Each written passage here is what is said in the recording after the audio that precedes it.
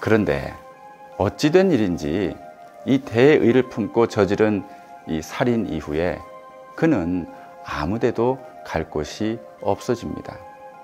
마땅히 할 일을 한 것이라고 자기 합리화를 하지만 알 수 없는 우수와 불안이 그를 거세게 짓누릅니다.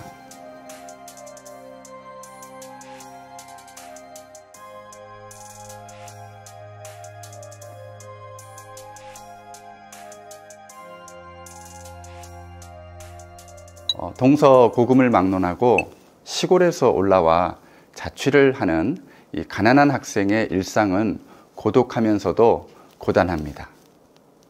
러시아의 대문호 퓨도르 도스토옙스키는 죄와 벌이라는 작품에서 그러한 젊은 날의 초상을 그렸습니다.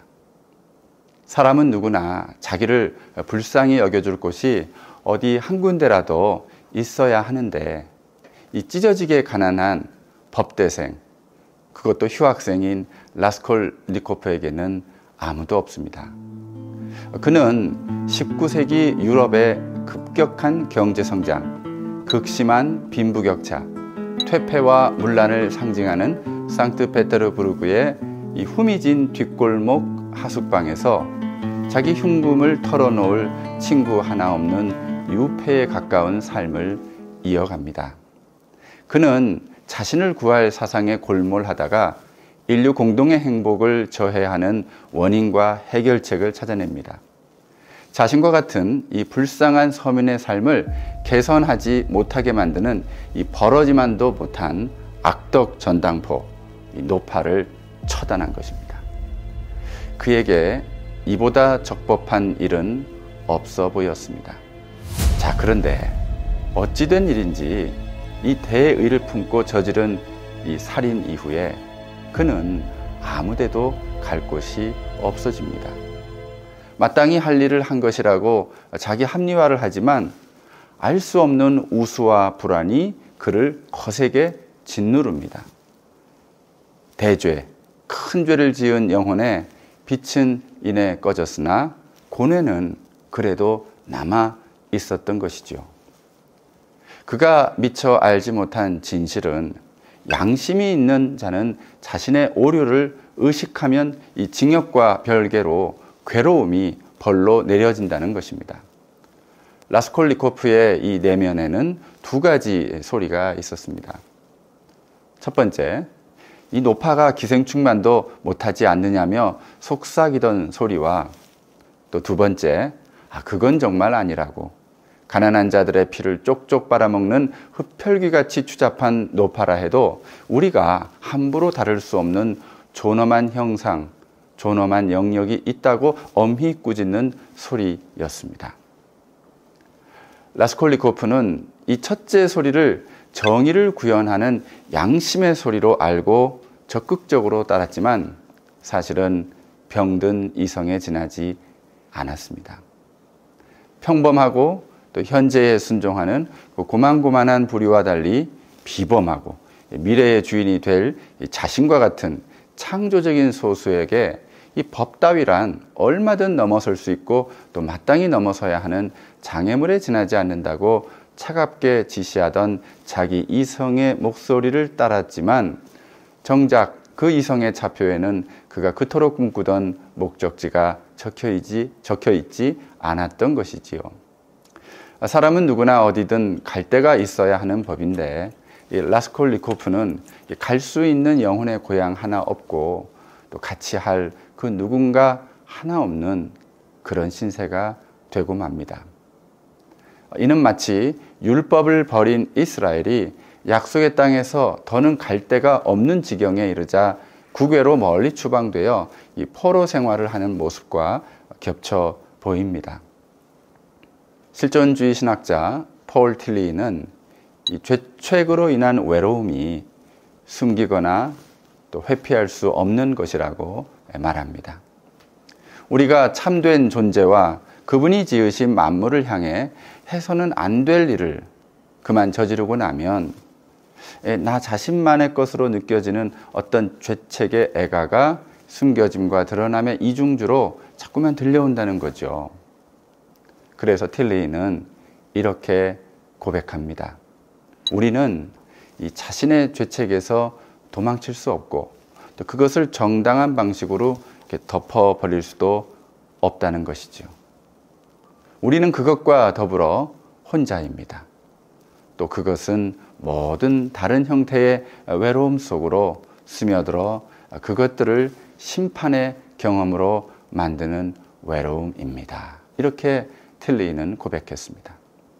하지만 이 외로움은 우리가 수월의 자리를 펼지라도 거기 계시고 새벽 날개를 치며 바다 끝에 가서 거주할지라도 거기 계시면서 한순간도 우리를 놓아주지 않으시는 분 때문에 떨쳐내지 못하는 그런 외로움이기도 합니다.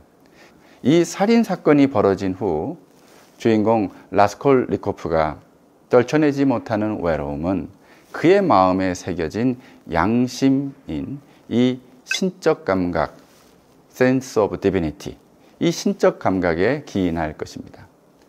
종교개혁가 깔뱅이 언급한 이 절대자의 신호를 감지할 수 있는 이 감각은요, 누군가에게는 싱싱한 화초 같을 수 있지만 또 다른 누군가에게는 그저 시들어버린 식물과 같을지도 모릅니다.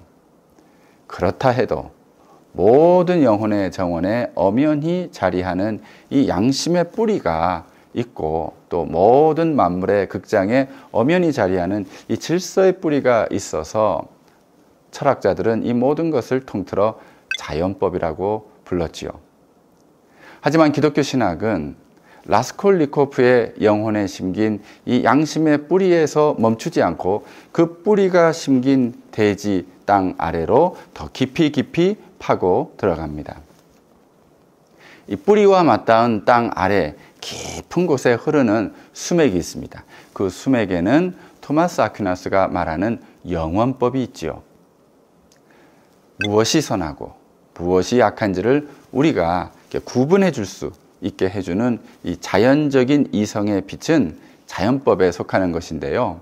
이는 신의 빛, 하나님의 빛이 우리에게 각인된 것입니다. 이렇게 아퀴나스는 말했습니다. 영원법과 자연법의 관계에 대한 아퀴나스의 통찰은 시편 기자의 묵상에서 나온 것입니다. 여러 사람의 말이 우리에게 선을 보일 자 누구뇨 하오니 여호와여 주의 얼굴을 들어 우리에게 비추소서. 시편 4장 6절 말씀이죠. 라스콜리코프가 몰랐던 것은 살인과 절도를 금하는 법률이 단지 기득권을 보호하려는 인정법 장치로 마련된 것이 아니라 그 너머에 있는 도덕법과 자연법, 다시 또 그 너머에 있는 영원법과 신법, 즉 하나님의 법에서 연유한다는 사실입니다. 자기 이성이라고 하는 이 날카로운 송곳으로 실정법에 그냥 족쇄만 부수면 어디든 자유롭게 갈 수 있을 줄 알았는데 막상 깨뜨리고 나니 어디에도 갈 곳이 없는 것입니다.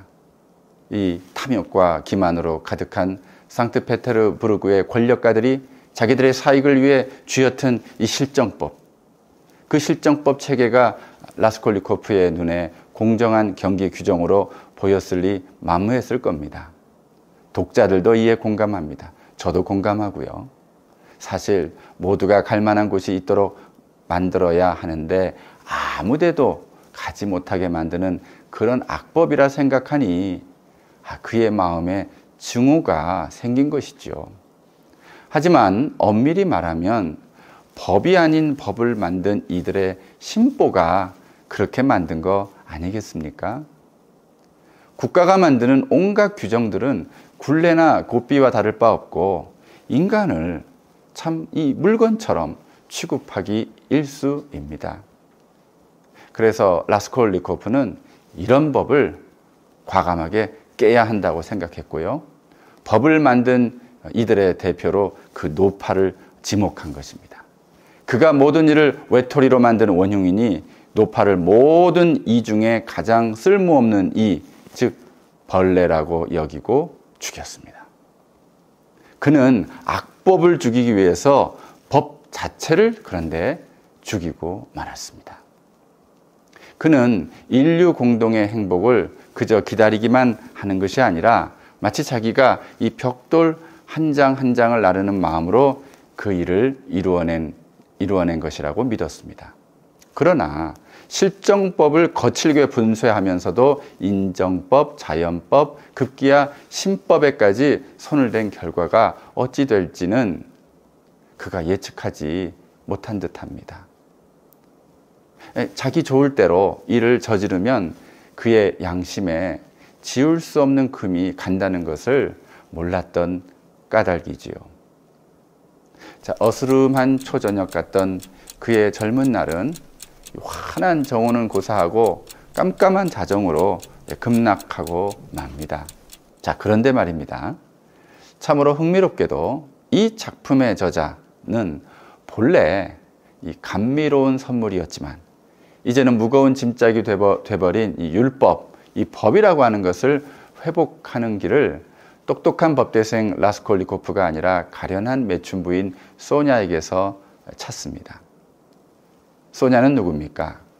무능하고 고약한 부모 아래 생활고에 허덕이는 동생들 위해서 어쩔 수 없이 매춘부로 살아야 했지만 신앙심이 깊었던 이 소냐는 라스콜니코프에게 이렇게 말합니다. 내가 끝까지 당신을 따라갈 테니 죄를 외면하지 말고 당당히 죄값을 치르세요.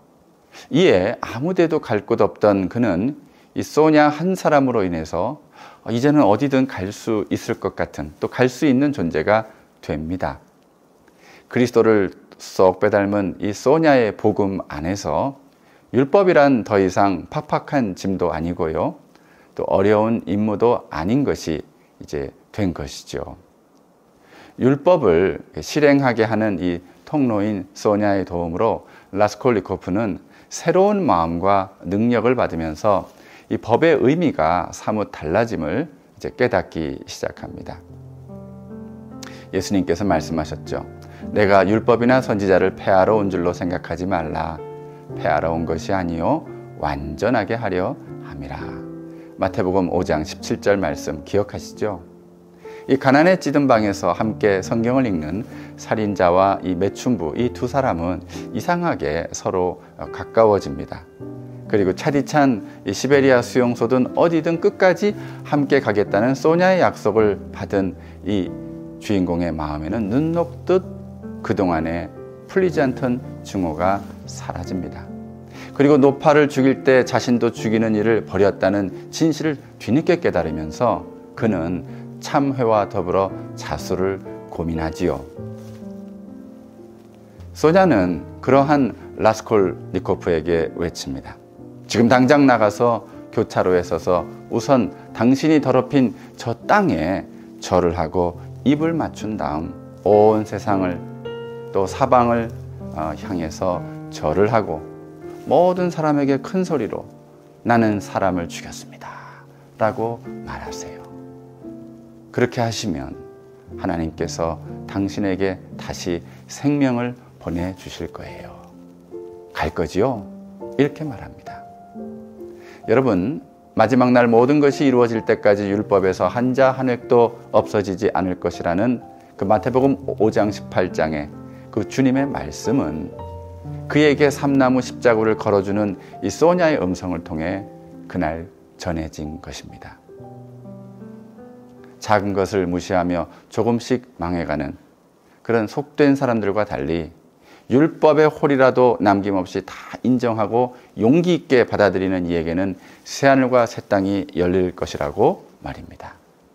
광장 한복판에서 무릎을 꿇은 그의 영혼에 갑자기 무슨 발작처럼 하나의 불꽃이 타오르더니 갑자기 불길이 되어서 그를 휘감습니다. 그리고 그의 내부에 있던 모든 것이 한꺼번에 누그러지고 눈물이 왈칵 솟구쳤습니다. 그리고 그는 서 있던 자세 그대로 땅바닥에 쓰러집니다. 자, 여러분, 행복한 죄라고 하는 것이 있습니다. 펠릭스 굴파, 오 행복한 대죄요. 그런 감정이 밀려온 듯합니다.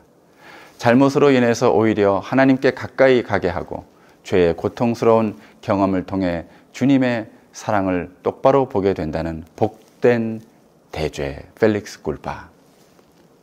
훗날 그는 시베리아에서 유형 생활을 하지만 육신이 자유롭던 이전 시절보다 더 삶을 사랑하고 더 가치 있게 여기고 더 많이 아끼며 살아갑니다.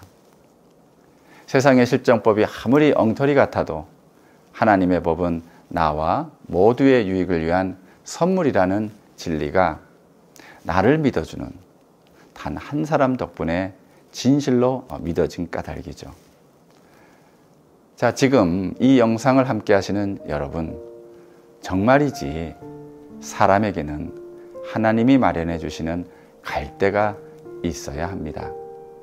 그리고 함께 가주는 단 한 사람만 있어도 우리들의 인생은 충분하고도 넉넉할 것입니다. 이것이 바로 오늘날 1000만을 훌쩍 넘어버린 1인 가구의 시대, 외로운 사람들이 점점 늘어만 가는 우리 사회에 메가폰처럼 울려 퍼져야 할 죄와 벌의 복음, 아니 소냐의 복음이 아닐까요? 그리스도인들도 외롭기는 마찬가지라고 하지요. 그래도 정말이지 어디 한 군데, 딱 한 군데라도 갈 데만 있다면 누가 되었든 하나님이 마련해 주시는 그런 갈 데가 갈 곳이 생겼다면, 나를 믿어주는 단 한 사람이 또 찾아왔다면 여러분, 우리 아쉬울 것 없습니다. 외로울 것도 없습니다. 우리는 이렇게 같이 고백할 수 있을 것입니다. 주님은 나의 목자, 아쉬울 것 없어라. 감사합니다.